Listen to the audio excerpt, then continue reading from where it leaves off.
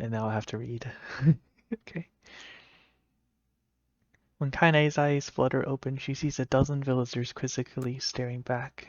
After a moment, she realizes she's collapsed on the ground where sharp stones dig at her flesh like whatever. It's not important right now.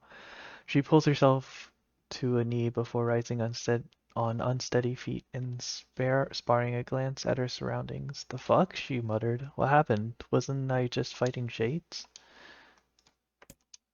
Her mind races as her hand gropes unconsciously for the blade that has been her constant companion for so very long.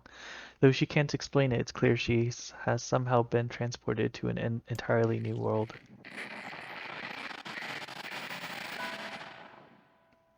Well, not entirely new. She recognizes the hawk-shaped weather vane twisting slowly in the wind above her, as well as the small round homes with whiffs of smoke drifting into the air.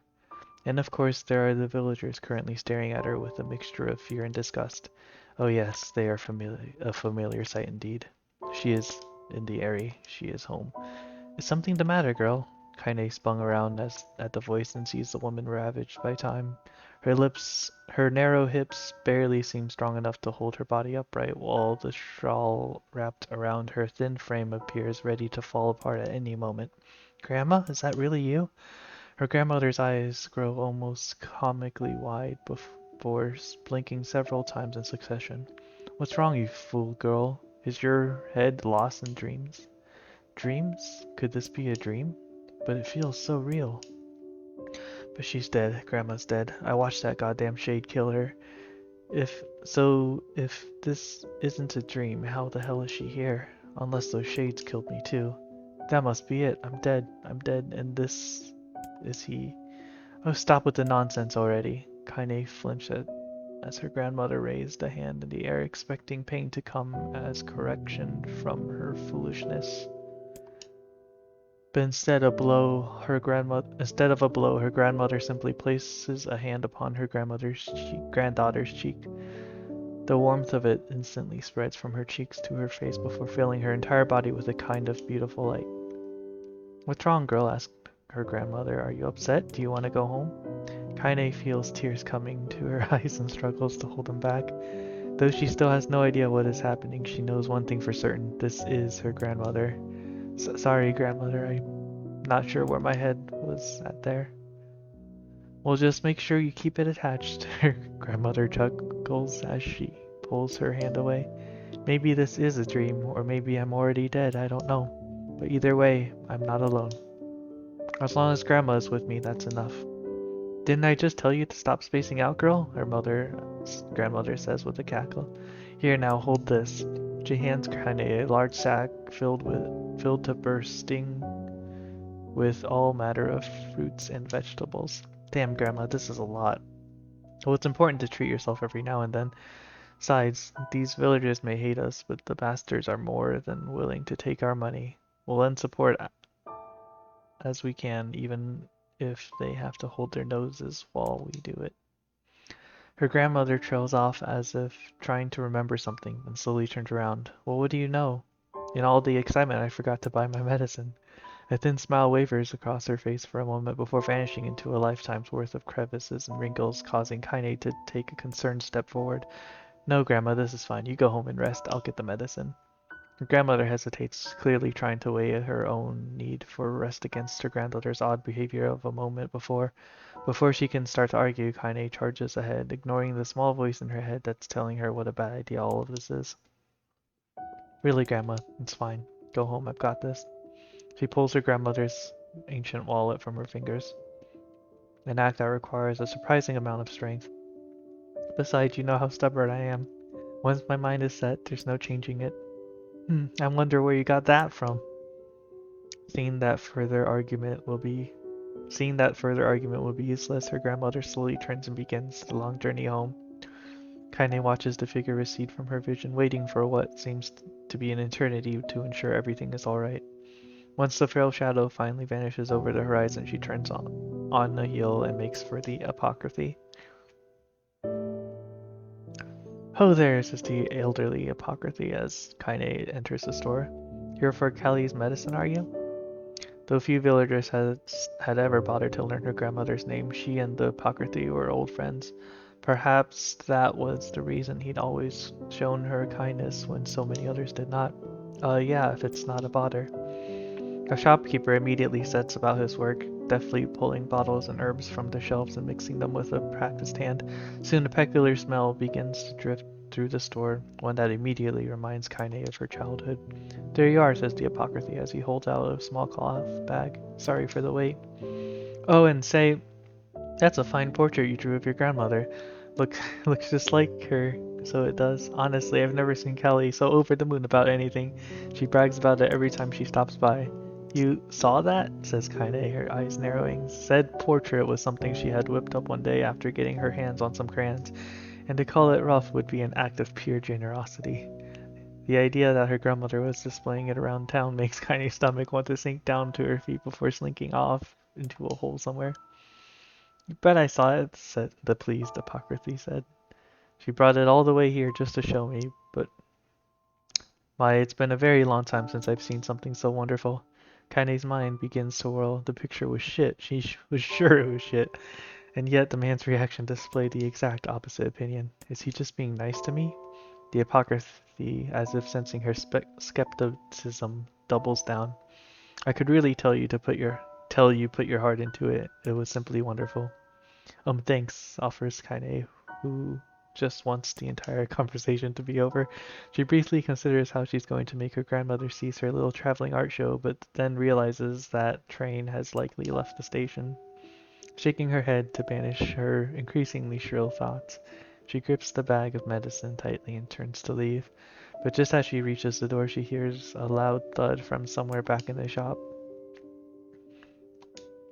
Kainé turns around to see the Apocryphy crouching on the floor. Hey there, you okay? When the man does not reply, Kainé moves towards him. She assumes he just slipped on something, or perhaps hit his head on one of the low-hanging shelves in the crowded shop, but the moment she draws close to him, she hears him begin to scream inside her mind. My leg! My leg! My leg! My leg! Oh god, where's my leg? Panicked, Kainé looks down and discovers that the man's leg is gone. Help me! Screams the voice in her head. Help me! As soon Kainé looks on in horror, the man's fingers begin to shimmer and vanish. He reaches out for her with his other hand, only to find that it too is no longer there. Soon his arm goes, then his legs, and the sides of his face warble out of existence, causing a stray eyeball to roll out of its socket and onto the floor. Hell, says the voice, as if it could even be called that anymore. I can't. A moment later, when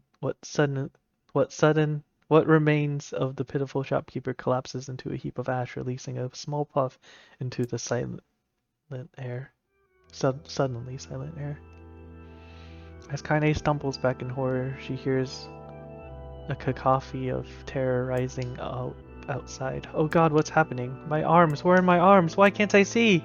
Kainé bursts out of the store and finds herself in a nightmare. Homes slough off in the sides of cliffs, taking out pieces of scaffolding as they fall. Screams echo out everywhere, creating an opera fit for hell. Villagers run in mad circles before exploding into dust, their clothes drifting this way and that as it floats untethered through the air. As she stares at the scene wide-eyed, a single thought suddenly inserts herself into the forefront of her mind. Grandma! Kainé breaks into a run, and the crumbling world around her suddenly forgotten. She leaps from one piece of falling debris to the next, using them as stepping stones to cross a world that is increasingly losing cohesion. Wait, this might be Gestalt Kainé that we're talking about right now. Okay, as she continues her mad dash, flecks of ash are blown into her face, her mouth, her eyes. Ash, ash, ash. Buildings and people all reduced to so many cinders in the wind. Soon she arrives at her childhood home. It was once a place filled of precious memories, a place regarded as an oasis in an increasingly mad world, but now it's nothing but a pile of ash. She gapes unbelievingly at the sight. A faint sound suddenly reaches her ears. Kainé. She's alive! Grandma's alive! With a speed born out of panic, she leaps into the giant pile and begins shoving it aside. It stings her eyes and burns her lungs, but she continues on, heedless of the danger. Finally, she pulls a small blackened form out of the darkness. "Come on, Grandma," she whispers. "We're getting out of here." Without waiting for a response, Kainé gathers her grandmother in her arms and breaks into a mad run, hoping to escape the chaos. But the wave of ash has become a tsunami, and before she can make it more than a few desperate steps, it reaches out with a cruel hand and overwhelms them. Kainé stumbles and falls, sending her and her grandma tumbling into the ashes. One glance at her feet is enough to reveal the culprit. Her right leg has vanished at a point just below the knees. "Oh, it'll take more than that to stop me," mutters Kainé, as she slings her grandmother over her shoulders and begins to crawl away. "We're gonna make it, we're gonna live." As she crawls, her grandmother seems to grow lighter, as if trying to magically reduce the weight of her own burden. And as Kainé continues to struggle, she hears a small, soft voice enter her ear. "Thank you, Kainé, thank." As the voice drifts away, the last of the pile of ash that used to be her grandmother drifts on in a soft breeze. Kainé screams an impossibly sad and lonely sound and begins trying to pull the ashes back to her. "This can't be happening! This can't be happening!" But the ashes are mingling with all the other detritus from the collapsed village, and soon she can no longer tell which particle belongs to whom. Come on, come the fuck on already! As she continues her frantic digging, her hand suddenly closes around a piece of soft, ragged fabric, her grandmother's shawl.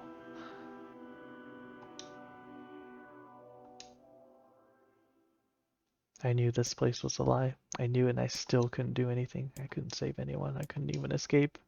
I just felt the peace in the place that I accepted it. I wanted it. That's why there was nothing here. No reason to live, no goal, no anything. This is why I'm... Suddenly a new voice enters Kainé's world. I say, can you hear me? After a moment, a voice calls out again, louder, clearer. Now then, you wish to get him back, hmm? "Him?" replied Kainé. "Who are you talking about?" For the love of all the heavens, I always did know you were a handful. Through the voice immediately begins to grate on Kainé's nerves. Though the voice immediately begins to grate on Kainé's nerves, there is something else as well, a kind of warmth, almost a familiarity. Are you truly so daft that you have already forgotten one of your beloved traveling companions and friends? Says the voice, who causes something deep in Kainé's memories to surge forth. That's right, I had friends, and I was fighting to get one of them back. At this realization, a blinding, radiant beam of light shoots out from the ash-covered world. Covering her eyes with one trembling hand, Kainé reaches for it. Do hurry back now, hussy.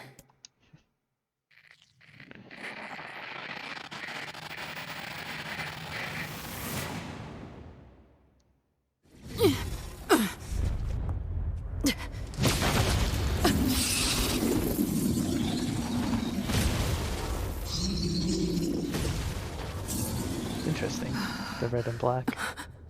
For Vice's magic. What is the matter? Do you still not remember?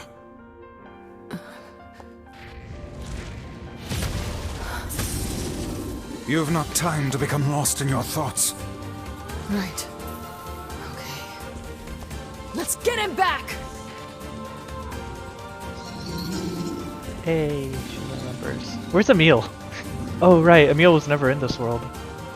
Only Kainé made it. Power of Gromer Vice grants you the use of magic. To topple the beast. Wait, but I actually like. You know how to use magic, yes?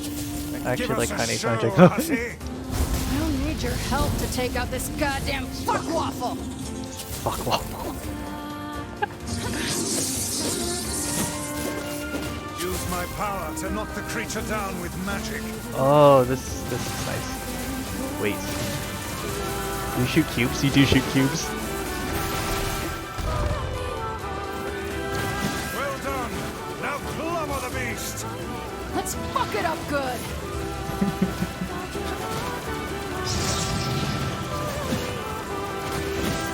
Shit, this thing is tough. Let the next onslaught be our last.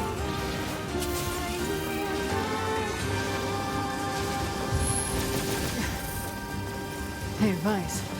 Yes. Thanks. Have you been in your cups again?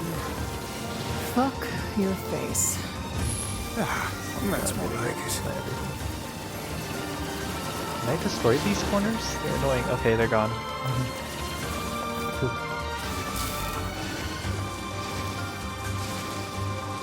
Get the house. There we go. Are you sound of mind, hussy? What you're attempting is extremely... Cram it, book. Crap, I'm doing this. I see.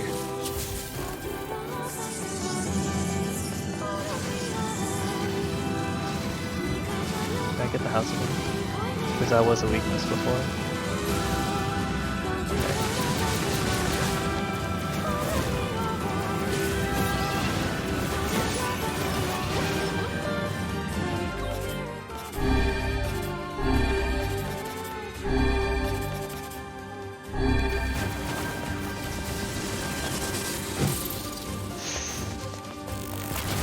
Let not your resolution waver before mere illusions again, hussy. Don't worry. I'll do what needs to be done.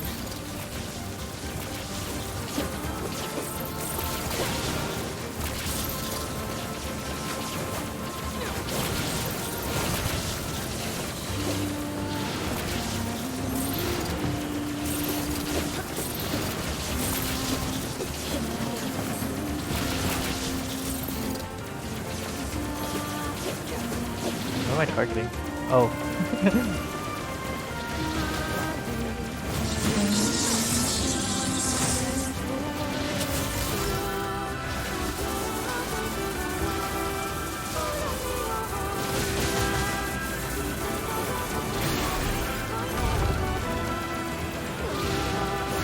Do not relent in your assault. Time to close this out!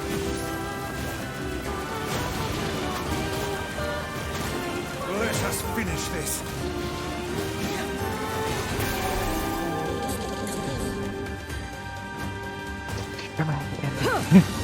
I love it.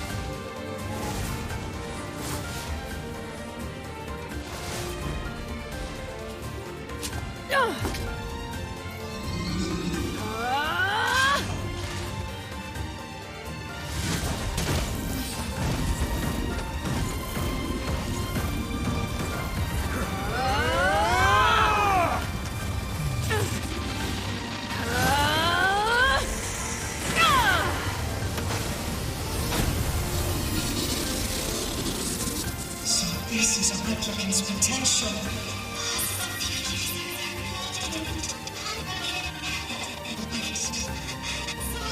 A song. I hear a song. Don't go. Gotta go back. Don't go. Shut up, shut up, shut up! I already made up my mind. Nobody tells me what to do. I swore I would be a sword. I swore that I would be your sword. Do you hear me? So I am going to get you back, and I don't care what it takes. Who the fuck do you think you are to just up and disappear like that, huh? I'm the one who gets to decide what my life means to me. It's my life, and I'll do whatever I want with it. So quit wasting time like a brainless fuckwit and get your ass back here now!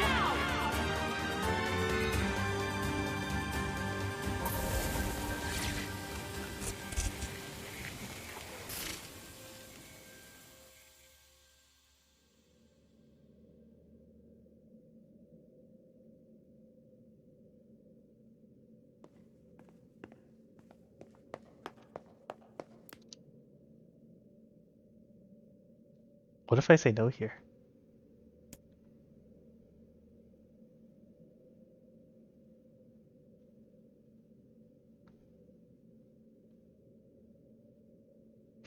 I'm really tempted, but I don't want to replay everything, so I'll say yes.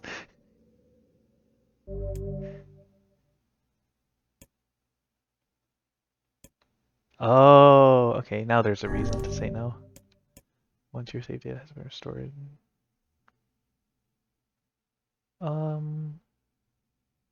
Yeah.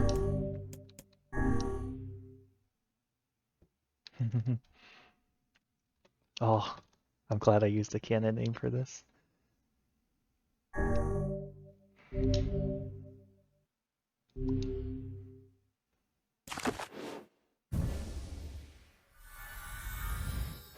coming back.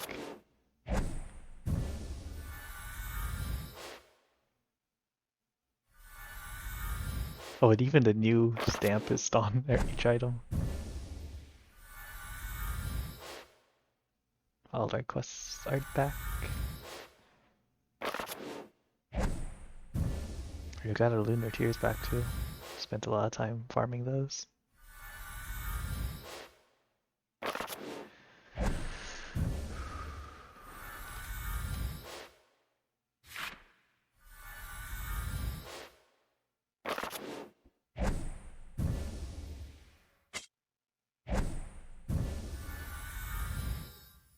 I thought we were level 44 when it got deleted.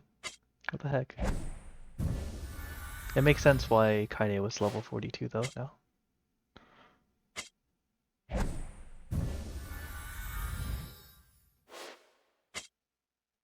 Oh, maybe it's because we're playing as Kainé that it's at 42.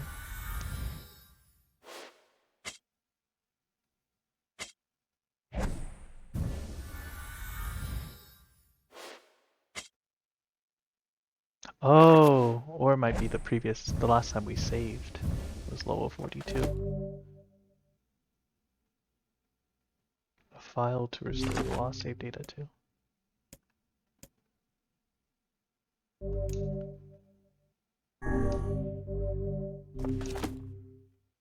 I leave the rest to you, hussy.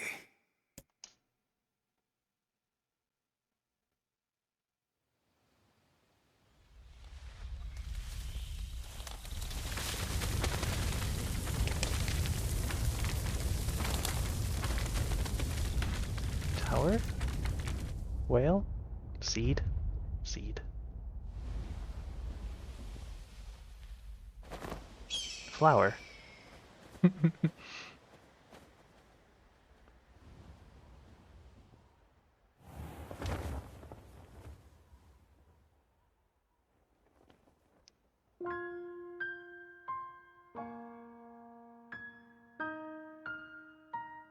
Oh. Our journey may have been meaningless. Our past may have been a mistake. But we're not going back. Even if this world comes to an end. Because this is the world with the people we cherish.